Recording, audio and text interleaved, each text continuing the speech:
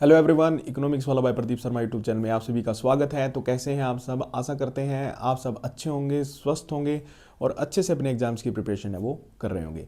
देखिए, आज की जो हमारी वीडियो रहेगी जो हरियाणा पुलिस के जो फॉर्म निकले हुए हैं उनको भरते समय हमें क्या क्या सावधानियां रखनी चाहिए ताकि हमारा जो फॉर्म है वो एचएसएससी है कहीं रिजेक्ट ना कर दे।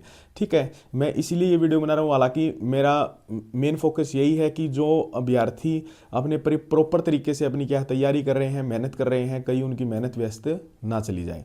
ठीक है भाई, तो सबसे पहले हम देख लेते हैं कि हरियाणा पुलिस का जो फॉर्म है वो अप्लाई करते समय हमें क्या क्या सावधानियां बरतनी चाहिए। देखिए, हम फॉर्म हालांकि एचएसएससी यही बोलता है, डिपार्टमेंट यही बोलता है कि आप अपना फॉर्म खुद भरें, लेकिन कई बार क्या होता है ऐसी हमारे पास सुविधाएं नहीं है हर व्यक्ति के पास, कि भाई हर व्यक्ति के पास लैपटॉप नहीं है, टैब नहीं है या घर पे इंटरनेट नहीं है। क्योंकि देखिए, प्रॉपर सारी चीज़ें चाहिए फॉर्म को अप्लाई करते समय, क्योंकि फॉर्म भरना है हमें ऑनलाइन। ठीक है, तो हो सकता है कि हम सीएससी सेंटर पे जाएं या कहीं भी ऑनलाइन अदर कोई फ्रेंड है वो भर सकता हो तो उसके पास जाएं।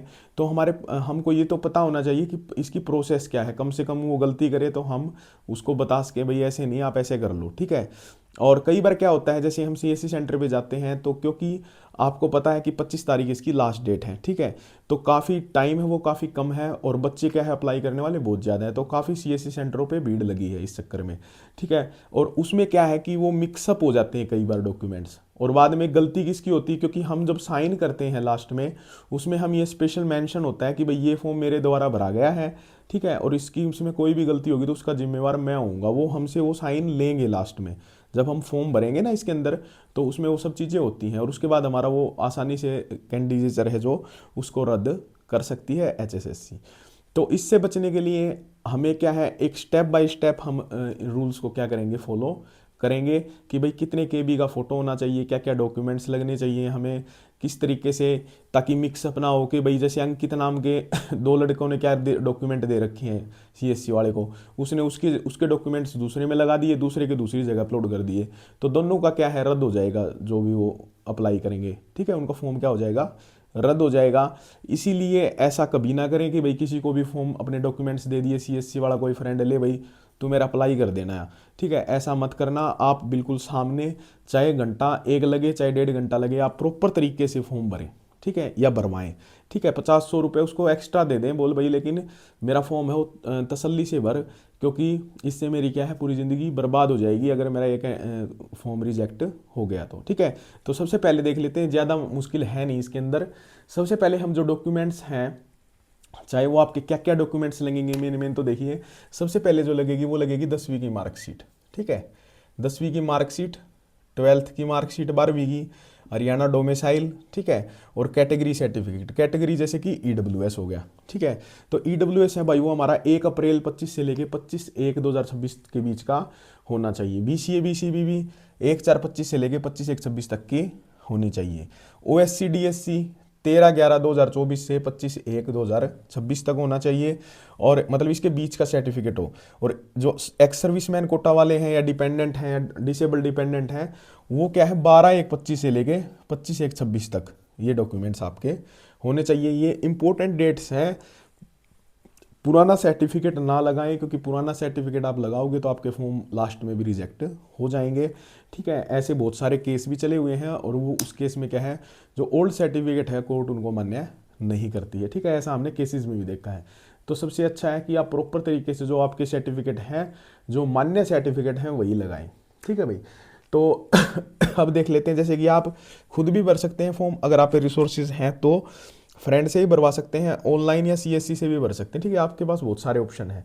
मैं आपको प्रेफर करूंगा कि जितने भी डॉक्यूमेंट्स हों वो आप प्रॉपर पीडीएफ बनवा लें एक। ठीक है, पीडीएफ क्योंकि ज़रूरी है, पीडीएफ हो वो 500 केबी से ज़्यादा ना हो। तो सबसे पहले हम बात करते हैं 10th मार्कशीट की। इसकी हम क्या बनवाएंगे, पीडीएफ। हम एक बार एग्जाम्पल ले रहे हैं कि हम फॉर्म भर रहे हैं जैसे किसी XYZ, नेम क्या है उस बंदे का, कैंडिडेट का XYZ। ठीक है, तो हम यहाँ पे जब 10th की मार्कशीट सेव करेंगे तो हम लिखेंगे 10th मार्कशीट। ठीक है, जो आपका नाम होगा, जैसे मैं XYZ ले रहा हूँ XYZ। ठीक है, .pdf, तो ये PDF सेव होगी हमारी 10th मार्कशीट। फिर ऐसे ही हम करेंगे 12th मार्कशीट, जो आपका नाम होगा लास्ट में वो। ठीक है, हरियाणा डोमिसाइल आपका नाम, ठीक है। और कैटेगरी सर्टिफिकेट जैसे आपका है EWS, तो EWS सर्टिफिकेट आपका जो नाम है वो, ठीक है। ऐसे करके के हमने 4 डॉक्यूमेंट्स हमने क्या बना ली, इनकी PDF बना ली, ठीक है। ये आप सेव कर लीजिए, 500 KB से डॉक्यूमेंट ज़्यादा नहीं होना चाहिए।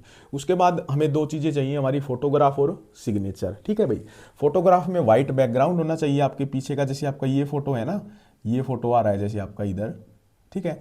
तो ये जो बैकग्राउंड है इधर का, ये सारा कैसा होना चाहिए, वाइट होना चाहिए। आपका नेम यहाँ पे मेंशन हो, ठीक है। और DOP, डेट ऑफ फोटो आपकी यहाँ पे मेंशन हो जब आपने फोटो बनवाया था, ठीक है। सिग्नेचर का भी आपका क्या है, प्रॉपर एक स्कैंड कॉपी होनी चाहिए। इनका क्या है, 20 KB से 500 KB के बीच का आप बना सकते हैं।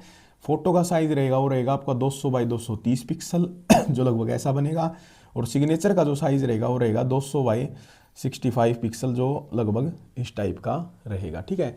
इसको भी आप अपने फोटो बना ले इनके अकॉर्डिंग, पिक्सल के अकॉर्डिंग, ठीक है। ये सब करने के बाद अब आपको एक पेज ले सकते हैं। उस पेज में क्या है, हमें क्या क्या नोट करना है। सबसे पहले तो नोट करना है रोल नंबर। जैसे हमारा रोल नंबर, जैसे मैं मान रहा हूँ यहाँ पे 1 2 3 4 5 6 7 8 9, ये है हमारा रोल नंबर 10वीं का, ठीक है। इशू डेट जैसे कुछ भी मान लेते हैं हम भाई 11/8 जैसे 2012, ये आपने उस टाइम 10वीं करी थी, ठीक है। यहाँ पे मार्क ऑब्टेन आपने कितने मार्क्स लिए, जैसे किसी भी लड़के ने लिए 400, टोटल मार्क्स कितने भाई, जितने में से टोटल मार्क्स, ये सब आपकी इन्फॉर्मेशन है ना, आपकी 10th की मार्कशीट में दी हुई होगी, ठीक है। तो ये होगी हमारे 10th का डेटा। ऐसे ही हमने 12th का डेटा यहाँ पे सेव कर लेना है, ठीक है। इसके बाद डोमिसाइल होगा या कैटेगरी सर्टिफिकेट होगा। इसमें क्या क्या मांगते हैं, इसमें वो मांगते हैं भाई, जैसे कि एक तो मांगेंगे इशूइंग अथॉरिटी, ये आपको नोट करना है, ठीक है, ताकि आप फॉर्म भरते टाइम डायरेक्ट फटाफट से डाल दो। इशूइंग अथॉरिटी, इशूइंग अथॉरिटी बिल्कुल कॉर्नर में नीचे दिया हुआ होता है कि भाई किस अथॉरिटी ने ये सर्टिफिकेट बना के आपको दिया है। जैसे नायब तहसीलदार, तहसीलदार, SDM, ADC, वो कोई भी हो सकता है, वो हम नोट कर लेंगे, ठीक है। उसके बाद हम नोट करेंगे कि भाई इशूइंग डेट कब है।